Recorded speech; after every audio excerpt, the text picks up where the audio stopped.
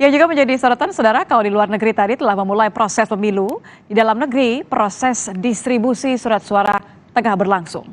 Koarmada 3 telah mendukung beberapa unsur kapal perangnya dalam membantu mendistribusikan logistik pemilu ke pulau-pulau terdepan dan terpencil di wilayah Papua dan Maluku. Adapun salah satunya adalah KRI Teluk Kondama 527 yang berangkat dari Dermaga Tawiri Ambon untuk membawa logistik pemilu yang akan didistribusikan di wilayah Maluku Barat Daya.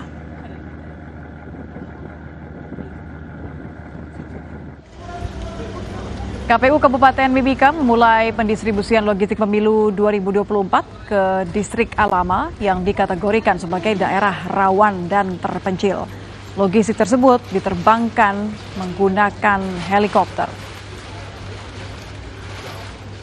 KPU menjelaskan bahwa khusus di distrik Alama, pengawalan pengamanan tidak akan sampai ke 15 TPS berdasarkan surat permintaan langsung dari masyarakat setempat.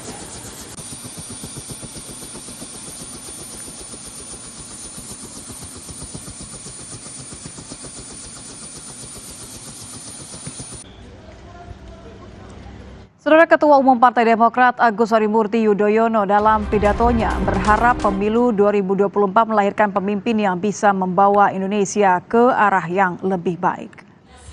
AHY juga menginginkan Partai Demokrat juga ikut dalam Indonesia semakin maju, adil, dan sejahtera. Demokrat berkomitmen untuk ikut dalam proses sejarah dalam membawa Indonesia lebih baik.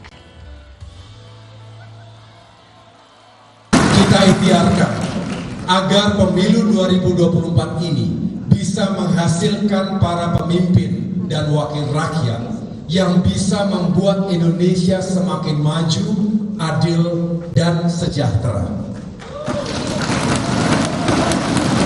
Demokrat berkomitmen untuk mengambil peran sejarah tersebut, baik melalui jalur eksekutif maupun legislatif pada tingkat pusat maupun daerah.